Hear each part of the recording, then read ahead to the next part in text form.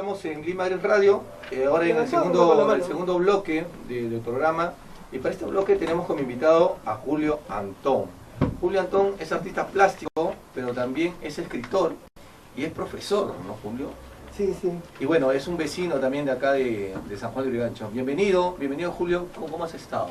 Muchas gracias, mi estimado Edwin Cabello, junto a los dos también Luis y Percy de justamente el programa Lima Gris, que en este momento estamos gracias a la señal de Radio Planicie. Muy amable, en realidad. Bueno, vamos a contarle un poquito a la gente de las publicaciones que ha realizado Julio Antón. Dos publicaciones que tengo en mi mano. Una de ellas es el libro Los sueños en el dibujo, ¿no? Una aventura por el mundo onírico de los alumnos de secundaria, ¿no? Editado por el sello San Marcos, por la editorial San Marcos, ¿no? ¿Hace cuánto publicaste este libro, Julio? Bueno, esta publicación en realidad fue inicialmente virtual, a través de la página web www.suenosendibujo.com, y a los 15 días después de la presentación, que fue en Cafá en San Isidro, recibo una llamada a la editorial San Marcos que querían conversar conmigo para hacer una coedición de esta publicación. La presentación web fue en el 2010 y después de 2 semanas se empezó con todas estas coordinaciones, y en el 2011 dio a luz esta interesante publicación, que justamente es de la experiencia onírica de los estudiantes de secundaria sobre sus sueños, en la cual se hace una interpretación en 160 páginas sobre los dibujos fundamentados a través de las teorías psicológicas del psicoanálisis de Sigmund Freud y demás autores. Dime, ¿todos los dibujos son realizados por los estudiantes? ¿Por los estudiantes? O sea, desde el año 1991, 1991 empecé a recopilar cada uno de esos dibujos por el lapso de 18 años.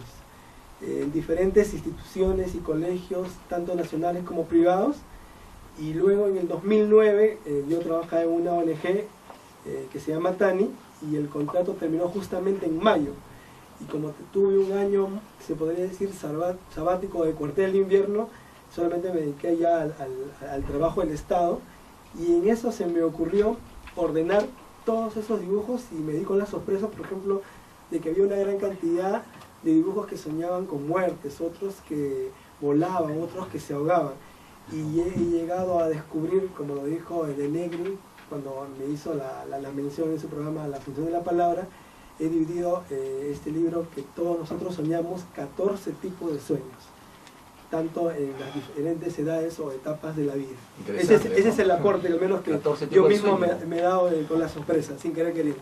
Lucho, quería mencionar algo. Julio, bueno, felicitaciones por esta publicación, realmente es interesante. La tapa también está muy curiosa, ¿no?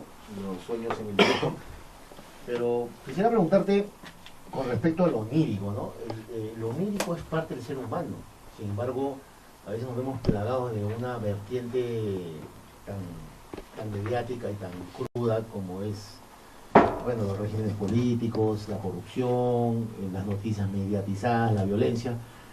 Pero al margen de que tú hayas dado la oportunidad a que estos jóvenes, ¿no?, de educación secundaria plasmen sus dibujos a través de sus sueños, tú como autor, como artista, como docente, como escritor, ¿qué tanta relevancia le das al tema onírico en la vida de un ser humano?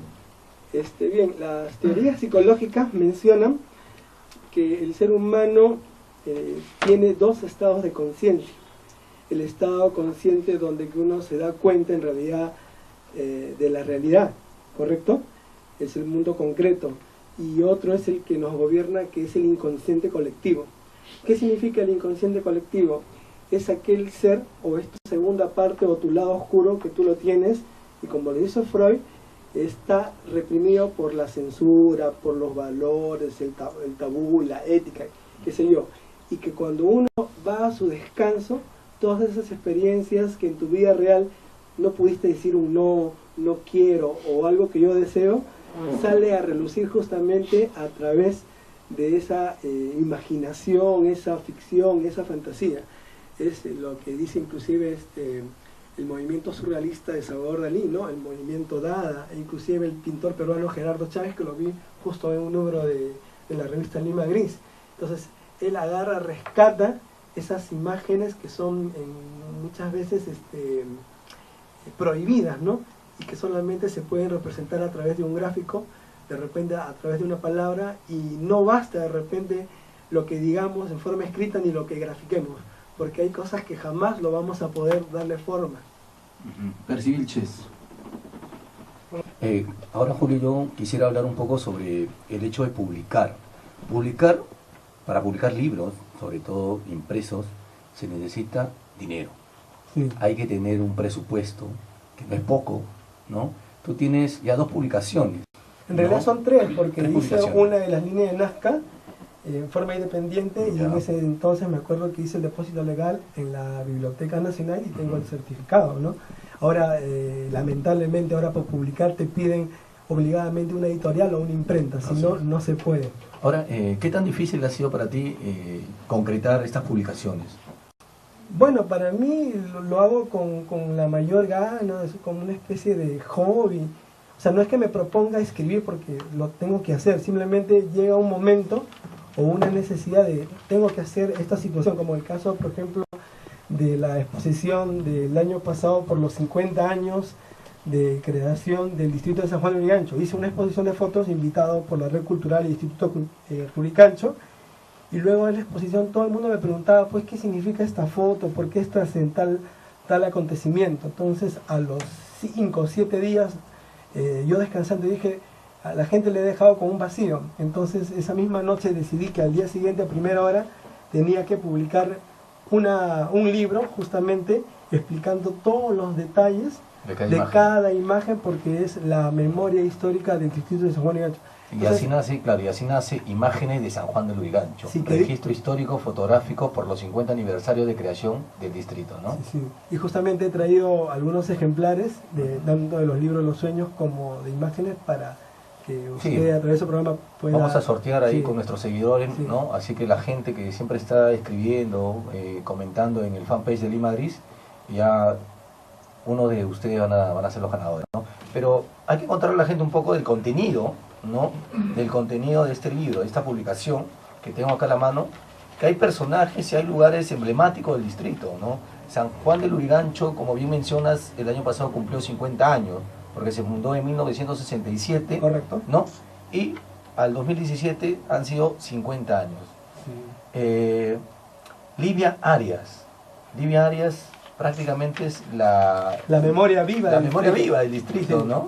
Cuéntanos un poquito de este personaje, de esta señora. Bueno, ella nació en lo que es la hacienda Las Flores, y ella netamente de padres luriganchinos. Justamente cuando ya un poco se había acabado la etapa de la esclavitud de los chinos, ¿no? Y de los negros.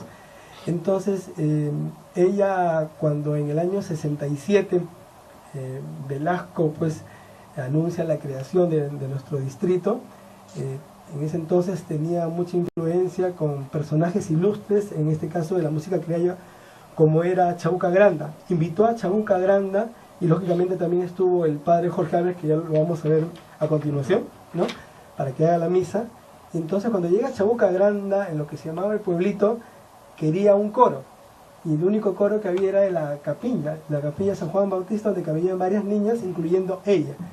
Y es que ella se ofrece voluntariamente para hacer los coros y se convierte pues una figura en el año 87 sobre nuestro distrito.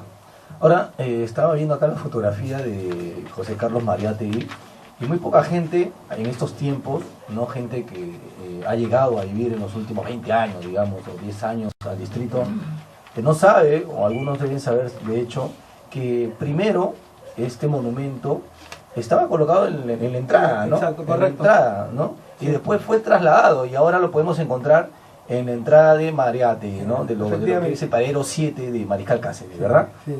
Cuéntanos un poquito el hecho y en qué gestión fue trasladado esto. Sí, justamente acá está, bueno, no sé si por favor ayúdenme, no tengo mis lentes. Sí, Acá está la gestión, en el pie de página, acá.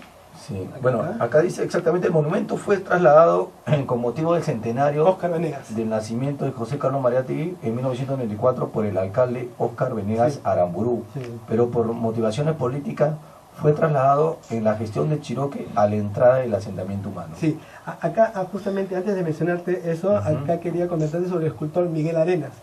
Miguel Arenas estudiaba en la Escuela de Bellas Artes justo en lo que es escultura. Yo en esos años todavía era estudiante en Bellas Artes y un día estaba pasando y me llama, porque yo era sumamente delgado antes. Y me dijo, tú te pareces a un personaje que quiero hacer, quédate un ratito ahí. Y agarró, comenzó a hacer unos bocetos y me pidió que me ponga de perfil. Me pidió que me ponga... Y luego pues simplemente ya yo me retiré, él no me dijo para qué ni para nada. Y luego yo me entero que esos bocetos era justamente el inicio de lo que iba a ser esa estatua, que era una encarnatura de la municipalidad de San Juan de Urigancho. Fue una anécdota que a mí me llamó mucha atención y que curiosamente me siento orgulloso y que casi nadie lo sabe. Sí. Sí, bueno, ahora también tanto que se está hablando sobre... Yo de niño, yo vine acá a vivir en el año 75. Entonces al fallecer algunos amistades de la cuadra, tuvimos que ir al Sauce. Cuando yo fui por primera vez al Sauce, antes de llegar al mismo cementerio, comencé a ver unos agujeros, como huequitos. Y yo no tenía la menor idea de lo que se trataba. Y de pronto al entrar al Sauce a la mano izquierda, recuerdo claramente que vi un muro celeste con las iniciales de INC, Instituto Nacional de Cultura. Pasaron los años y me enteré posteriormente que habían ciertos restos arqueológicos y hasta ahí no me llegó la historia.